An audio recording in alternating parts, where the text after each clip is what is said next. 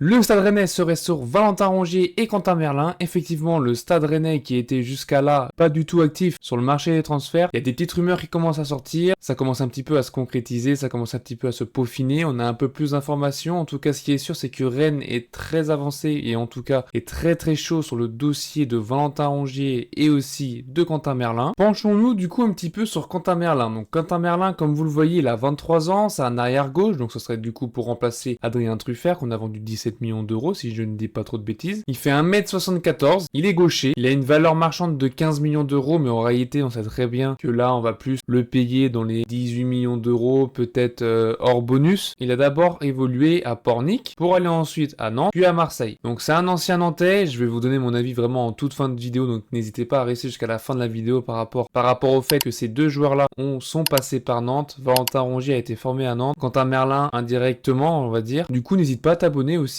à lâcher un pouce bleu et à partager cette vidéo à tous les fans de Mercato ou tout simplement un pote à toi qui est pour Rennes. Quentin Merlin, il est polyvalent défensivement et offensivement. Il peut jouer latéral ou piston gauche ou encore ailier gauche. Comme il l'explique, je suis un joueur qui est un peu plus offensif, je peux jouer latéral, piston, ailier. Voilà, donc ça c'est dit. C'est un latéral moderne engagé dans le jeu aérien, apprécié pour ses longs ballons. Il est aussi capable de défendre et d'attaquer efficacement. Donc c'est pas quelqu'un qui va faire les courses dans le vide. Maintenant, on va se pencher un peu plus sur son expérience, j'ai envie de dire. Il a 23 ans, comme Adrien Truffert. En termes de matchs de Ligue 1, il est sur 105 matchs de Ligue 1 pour un total de 7320 minutes. En Coupe de France, il a 11 matchs, un but, voilà, 814 minutes. En Europa League, il a aussi une expérience européenne, ce qui peut nous apporter peut-être dans le futur si on est amené à se requalifier en Coupe d'Europe. On l'espère cette année. Donc 11 matchs aussi, donc autant qu'en Coupe de France, avec un total de minutes de 857 minutes à peu près. En termes de postes joués, en arrière gauche, il a joué 64 matchs et en milieu gauche, 48 matchs. C'est un joueur quand même qui serait un petit peu Habib Beye compatible dans une défense à 5, dans un espèce de 3-5-2 d'Habib Beye. Donc ça montre qu'il sait être porté vers l'attaque et ça montre qu'il sait aussi défendre. Donc c'est quelque chose de bien pour nous, c'est un point positif. Et il a aussi une carrière internationale, donc surtout avec les espoirs. Donc il a fait quasiment toutes les classes. Il a fait U16, il a fait U17, France U18, France U19, malheureusement il n'a pas joué. France U20 et France U21 et notamment avec l'Euro Espoir, il a été un petit peu remarqué. Il n'a pas été déconnant en termes de niveau de jeu. Là maintenant, on va comparer un petit peu Quentin Merlin en bleu et Adrien Truffert en vert. Donc c'est sur 100, c'est sur 100. Donc en termes de centre, ils sont très proches tous les deux, donc c'est tous les deux sur le papier deux excellents centreurs.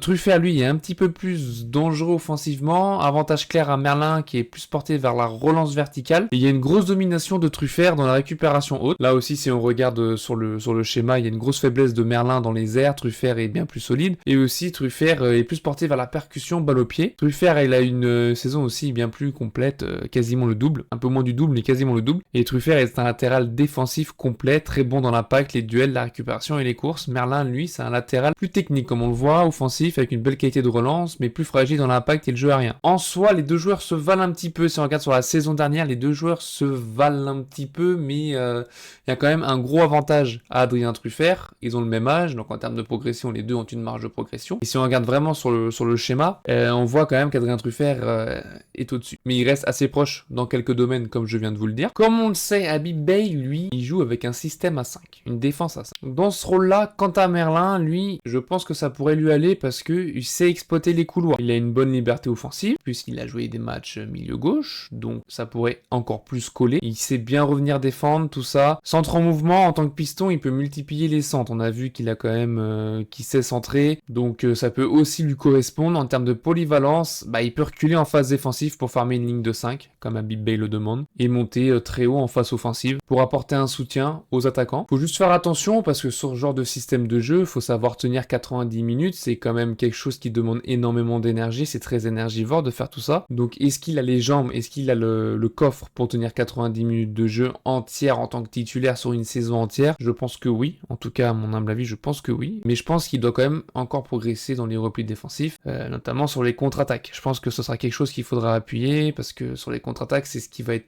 très compliqué. Quentin Merlin, j'ai pas un souvenir de tête comme ça où il est très rapide. Donc faudra se replier très rapidement, mais autrement pour moi ça peut coller au style de jeu de Habib Beye. Donc Quentin Merlin, oui.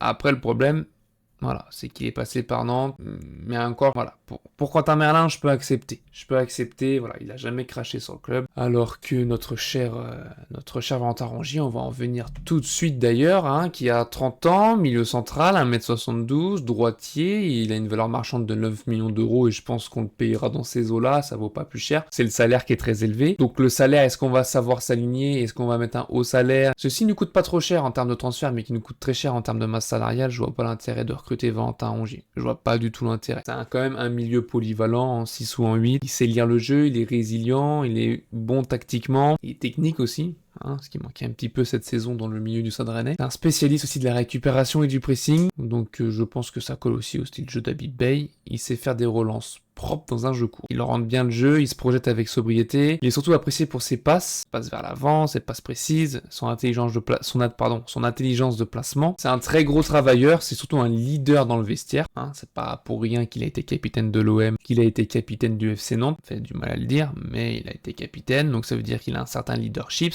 un certain charisme et que je pense que dans un vestiaire, il peut apporter énormément. Valentin Rongier, dans toute sa carrière, c'est 369 matchs, 17 buts, 24 passes décisives, soit un total de 27 000 minutes de jouer dans sa carrière. Donc là, c'est un mec qui a quand même un très gros bagage, qui a beaucoup d'expérience, qui a joué en Europa League, en Conference League, qui a joué la Champions League, fait 12 matchs quand même, qui a aussi joué les qualifications de Champions League, donc il connaît la pression, et de plus il a joué à Marseille, donc à Marseille tu connais aussi la pression, je l'ai pas dit pour Quentin Merlin, mais quand tu joues à Marseille, faut avoir les épaules solides, et la tête bien encadrée, j'ai envie de dire, et quand on regarde sa hitmap, là, en poste joué, il s'est joué un peu partout, en milieu défensif, il a fait 123 matchs, en milieu central, il a fait 118 matchs, en milieu offensif, il a fait 31 matchs, arrière droit, 20 matchs, donc vous voyez, il a assez polyvalent quand même au milieu de terrain, il peut même dépanner en arrière droit si vraiment il y a une galère, une très très grosse galère, ce que je ne souhaite pas au Stade Rennais parce qu'on a assez de galères comme ça en ce moment. J'ai comparé un petit peu avec la data, donc Cissé, Santa Maria et Rongier. Sur le site,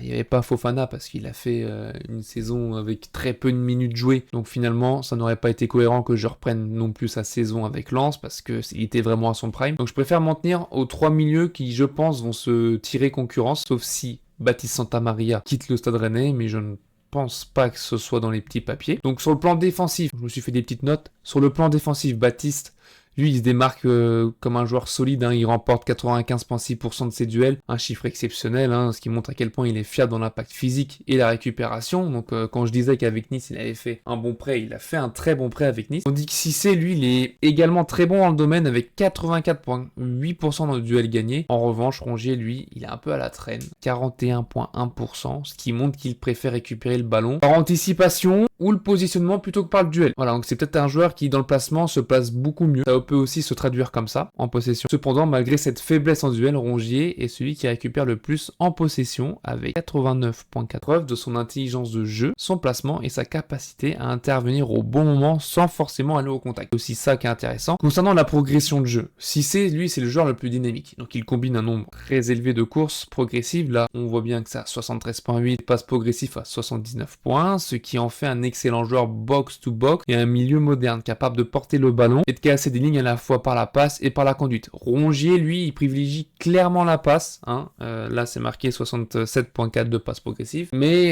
il monte très peu balle au pied avec 28,8%. Et quant à Santa Maria, lui, il reste plus statique avec très peu de courses, un rôle plus défensif. Santa Maria, je crois qu'à Nice, il a été dans un rôle un petit peu plus bas, un peu plus reculé dans la défense. Donc c'est pour ça que les joueurs sont pas sur le papier, c'est pas vraiment les mêmes profils, et ce qui montre que du coup on peut associer ces trois-là, on peut associer donc deux de ces joueurs-là, ça pourrait faire un milieu très complémentaire. Après si on fait un milieu à 3, qu'on met Fofana, Cissé, Rongier en concurrence avec Santa Maria, franchement entre nous, ça serait un milieu très complémentaire, avec du Fabian Rieder qui pousse derrière pour la créativité entre Cissé et lui. Je pense que ça peut être un trio gagnant, j'ai envie de dire. Donc dans la création d'occasion, c'est Santa Maria qui surprend, qui les réalise 23 passes clés. En termes de création d'occasion, c'est Santa Maria avec les 23 en passes clés. Cissé 12,8 et Rongier 5,9. Malgré cela, Rongier quand même, c'est celui qui joue le plus vers l'avant en termes de volume, 87,8 passes en avant et en proportion 73,9 de ses passes vont vers l'avant. Ce qui montre une volonté constamment de faire progresser le jeu. Donc c'est pas un mec qui va un peu comme Matuziwa passer par les défenseurs centraux, passer par les latéraux en arrière. C'est vraiment un mec qui joue vers l'avant et c'est vraiment un style de joueur qui, ça me fait du mal à le dire, mais qui manque au Stade Rennais. Donc Rongier, c'est un joueur très intelligent, propre techniquement, avec une très bonne capacité à faire avancer le jeu et récupérer le ballon. Cissé, lui, il est plus complet dans la projection, il peut le couvrir, passer, créer et défendre. Et Santamaria, lui, c'est plus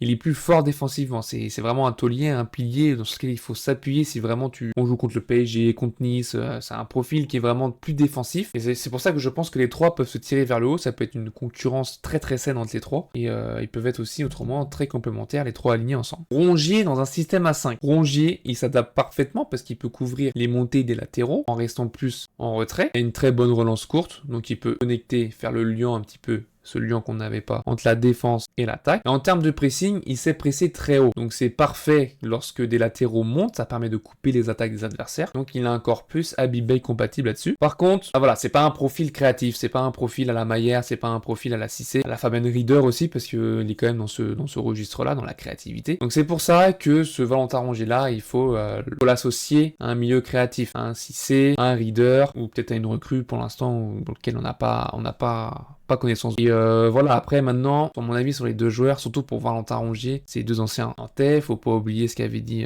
Rongier sur le Stade Rennais, comme quoi il signerait jamais au Stade Rennais. Il avait fait un tweet d'ailleurs avec l'OM en disant on vient, on prend les 3 points et on s'en va, en étant coucou Stade Rennais, quand il était avec Marseille, voilà, donc il aimait bien chambrer aussi. Il y a eu cet épisode avec Mbaye Niang et Rongier, le petit piou-piou. Voilà, c'est toute une histoire autour de Rongier en fait qui fait que moi j'aurais du mal à l'accepter en tant que joueur du Stade Rennais. Après, sportivement, il peut apporter que du plus, comme Quentin Merlin. Mais voilà, il a 30 ans, on va lui mettre un gros salaire, ça ferait encore un gros salaire au Stade Rennais, alors qu'on essaye de dégraisser, d'enlever les gros salaires, de gommer un peu les erreurs qu'on a fait dans le passé. C'est un joueur de Ligue 1, voilà, il est costaud, ça serait très... Voilà, ça m'embête de le dire, hein, mais ce serait un très bon coup pour le Stade Rennais, malgré le fait que ce soit un ancien Nantais formé à Nantes, qui a eu toute cette histoire avec Rennes. Enfin voilà, j'espère que cette vidéo vous a plu, n'oubliez pas le pouce bleu, l'abonnement et le partage. En tout cas, moi je vous souhaite une bonne journée, une bonne soirée, je ne sais pas quand est-ce que vous allez voir cette vidéo. Et on se tient au courant pour les prochaines rumeurs mercato. Sur ce, ciao.